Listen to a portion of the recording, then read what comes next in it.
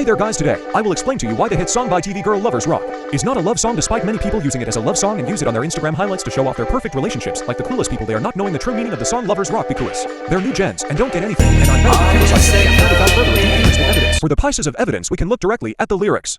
Here we will direct the first lines from the first verse. Are you sick of me?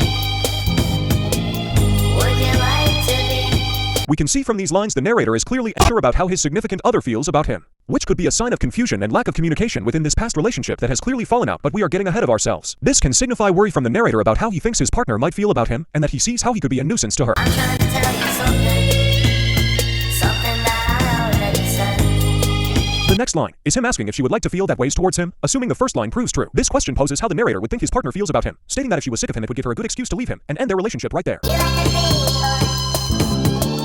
pretty boy with the pretty voice, who's trying to tell you something that you already had. Clearly, this is the narrator stating that his partner likes pretty boys with pretty voices. To state the obvious, he never signifies that this quote-unquote pretty boy with a quote-unquote pretty voice would be himself. He also pushes for the idea that whoever this other pretty boy would be would try to sell her something, love, which is what she already has with the narrator, which can make him feel replaceable and underappreciated.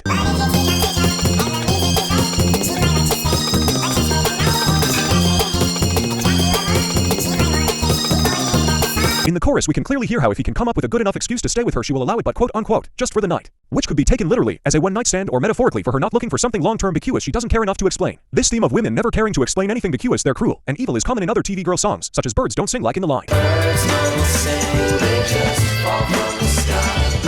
Girls don't call and they never tell you why. And they never tell you why.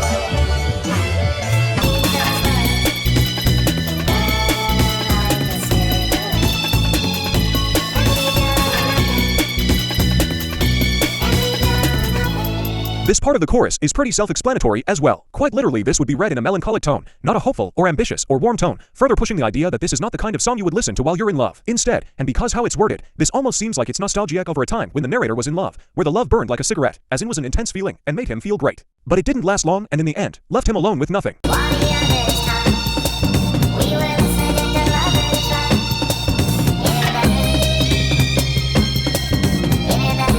Note the use of past tense language used in this half of the second verse, specifically the words quote-unquote talked and quote-unquote were.